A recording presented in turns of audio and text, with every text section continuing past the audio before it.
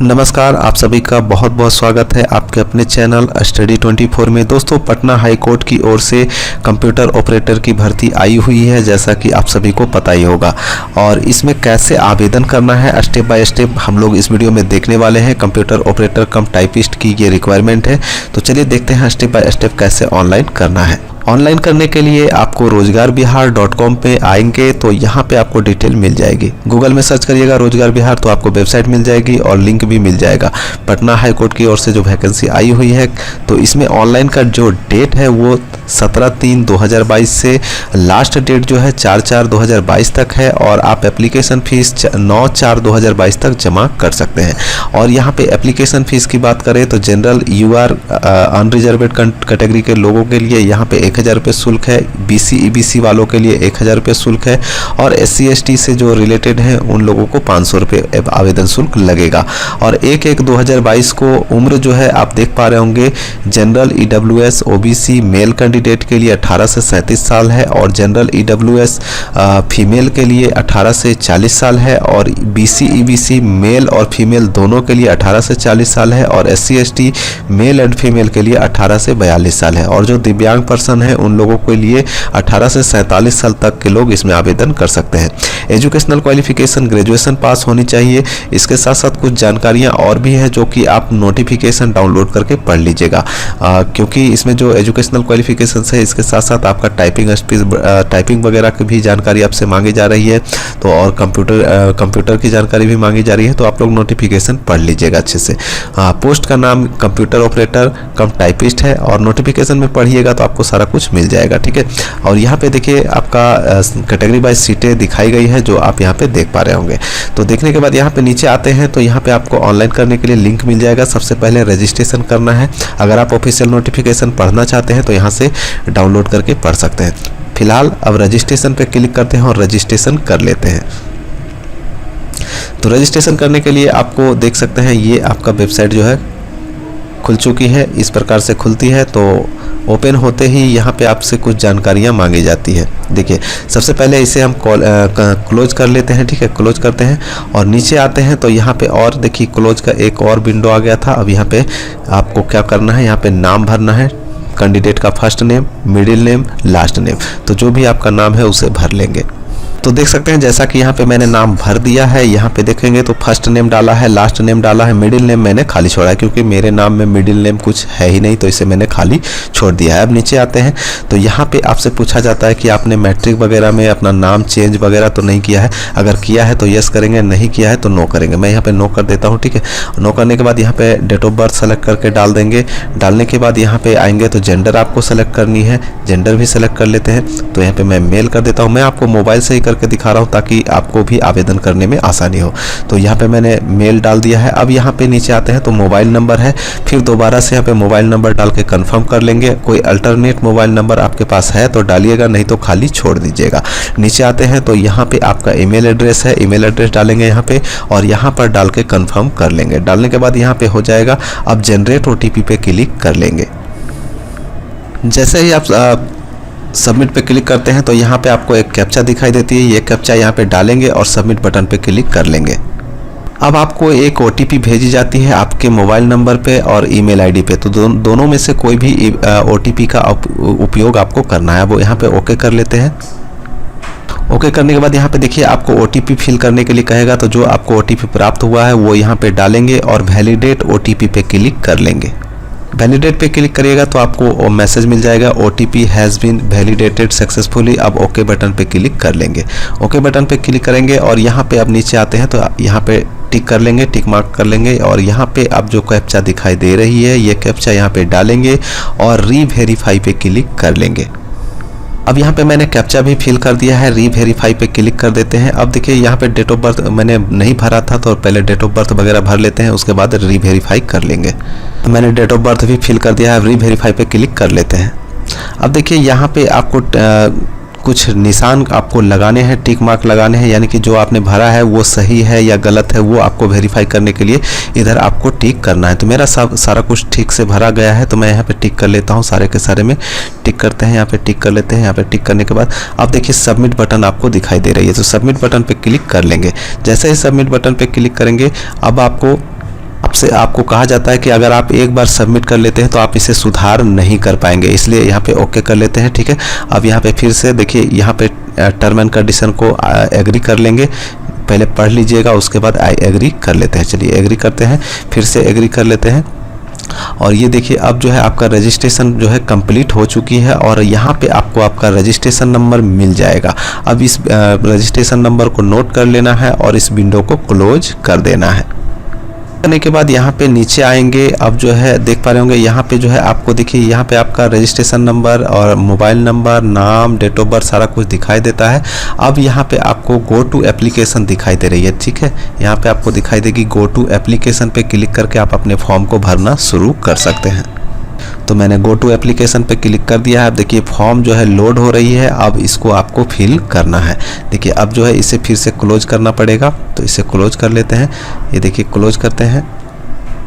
Close करने के बाद अब ये आपका फॉर्म जो है खुलता है। तो यहाँ पे कितने स्टेप है आप देख पा रहे होंगे। पहला तो पर्सनल डिटेल है, उसके बाद एडिशनल डिटेल है, उसके बाद कम्युनिकेशन डिटेल है, क्वालिफिकेशन एंड एक्सपीरियंस डिटेल है, टेस्ट सिटी आपका एग्जामिनेशन सिटी सेलेक्ट करना है, उसके बाद डॉक्यूमेंट एंड पेमेंट करना है। तो सबसे पहले नीचे आते हैं तो यहाँ पे आपको सारा कुछ दिखाई देगा। यहाँ पे कुछ नहीं करना है। अब यहाँ पे आपसे मैरिटल स्टेटस के बारे में पूछता है, तो यहाँ पे आप शादीशुदा हैं कि नहीं है वो यहाँ पे सेलेक्ट करके डाल देंगे। तो मैं यहाँ पे अनमैरिड कर देता हूँ और नीचे आते हैं तो यहाँ पे देखिए आपका फादर नेम भरना है, मदर नेम भरना है, मोबाइल नंबर आपको ऑलरेडी दिखाई देगा, तो यहाँ पे कुछ नहीं करना है। नीचे आना है, पोस्ट कैटेगरी आपको सेलेक्ट कर लेनी है। ठीक है, तो जो भी आपका है, देखिए ये ग्रुप सी है तो ग्रुप सी सेलेक्ट कर लेंगे और यहाँ पे कंप्यूटर पोस्ट कोड आपको दिखाई देगा, कंप्यूटर ऑपरेटर कम टाइपिस्ट। तो यहाँ पे कुछ नहीं करना है। अब आपको सिटीजनशिप यहाँ पे सेलेक्ट करनी है, तो इंडियन पे सेलेक्ट कर लेते हैं।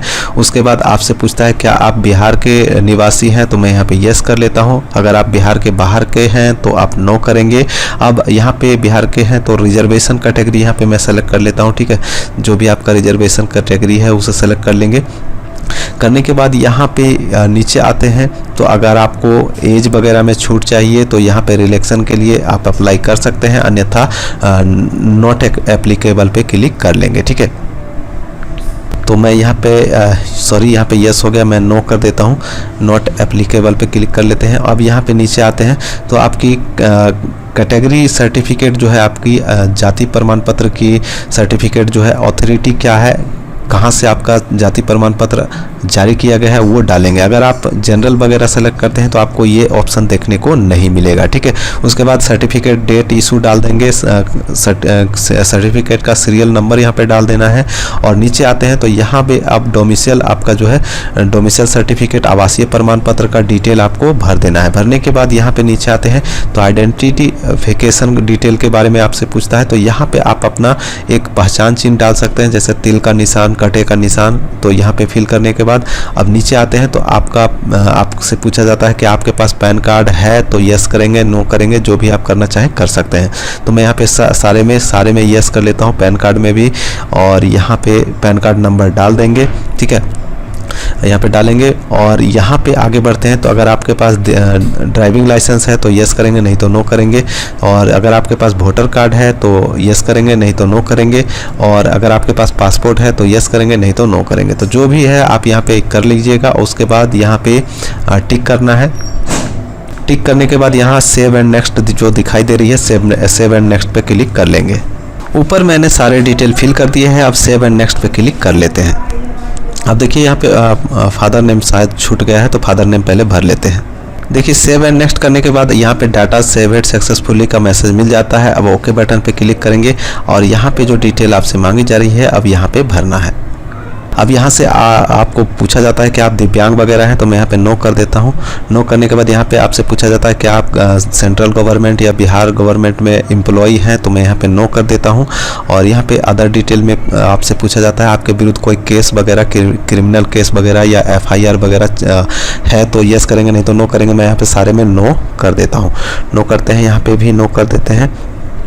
और यहाँ पे देखिए यहाँ पे आपके पास NCC सर्टिफिकेट वगैरह है तो यस करिएगा, नहीं तो नो करिएगा। मैं नो कर देता हूँ। और यहाँ पे आपसे इसमें भी नो कर देते हैं और सेव एंड नेक्स्ट पे क्लिक कर लेंगे। और सेव एंड नेक्स्ट करने के बाद फिर से डाटा सेव सक्सेसफुली हो चुका है। अब यहाँ पे एड्रेस आपको भरनी है, अपनी पूरी एड्रेस भर दीजिएगा, नीचे तक देख सकते हैं। पूरा एड्रेस भरने के बाद फिर सेव एंड नेक्स्ट कर लेना है। एड्रेस मैंने पूरा फिल कर दिया है। अब सेव एंड नेक्स्ट पे फिर से क्लिक कर लेंगे। अब देखिए फिर से आपको मैसेज मिल जाएगी डाटा से सेव सक्सेसफुली का। ये देखिए डाटा जो है आपका सक्सेसफुली सेव हो चुका है। अब फिर से ओके बटन पे क्लिक कर लेंगे। अब जो है आपका एजुकेशनल डिटेल यहाँ पे भरनी है। सबसे पहले आपको अपना बोर्ड वगैरह सेलेक्ट करना है, जैसा कि आप देख पा रहे होंगे।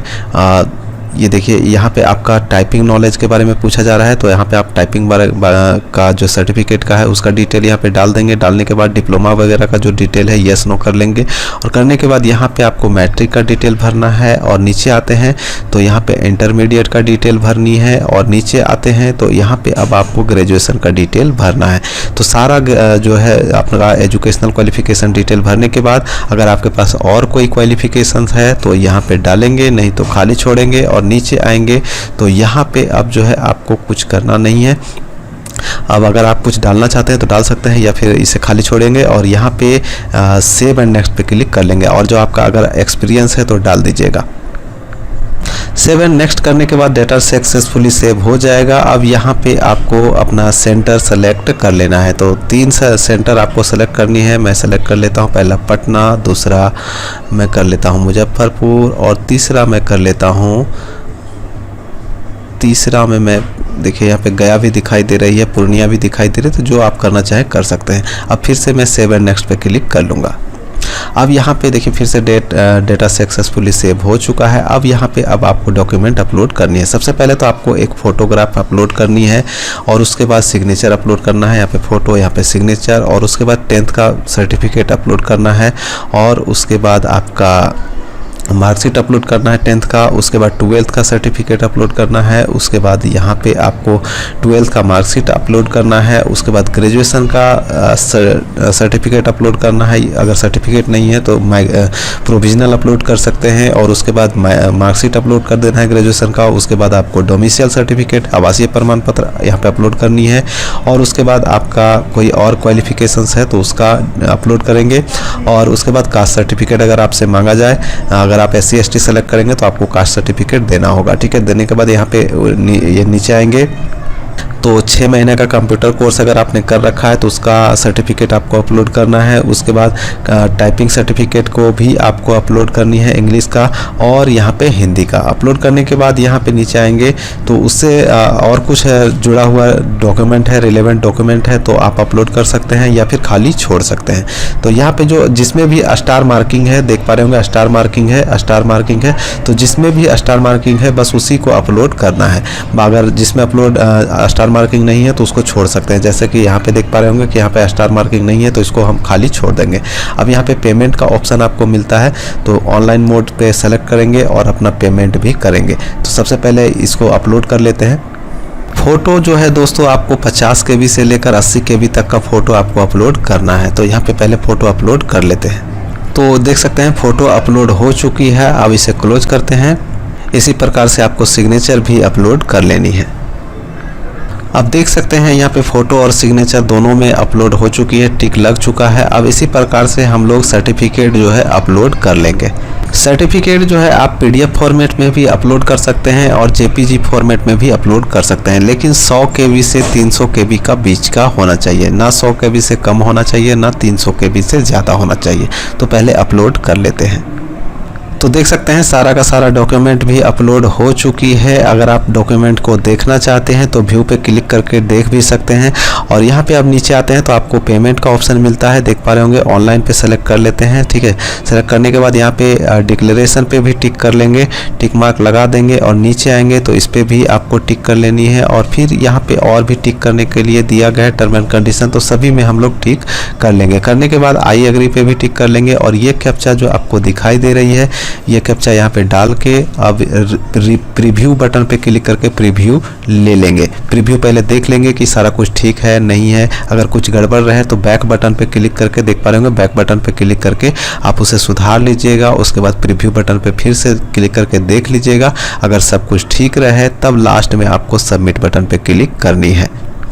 प्रीव्यू बटन पे जैसे ही क्लिक करेंगे आपको आपका पूरा डिटेल दिखाई देने लगेगा। प्रीव्यू आप लोग देख लीजिएगा, सब कुछ ठीक रहे उसके बाद ही आप पेमेंट करिएगा। ठीक है, अब मैंने यहाँ पे देख लिया है, सारा कुछ ठीक है। अब ओके यहाँ पे कर लेते हैं, या फिर यहाँ पे क्लोज का बटन मिलेगा, क्लोज कर सकते हैं, या फिर यहाँ पे ओके मिलेगा, ओके आप कर सकते हैं।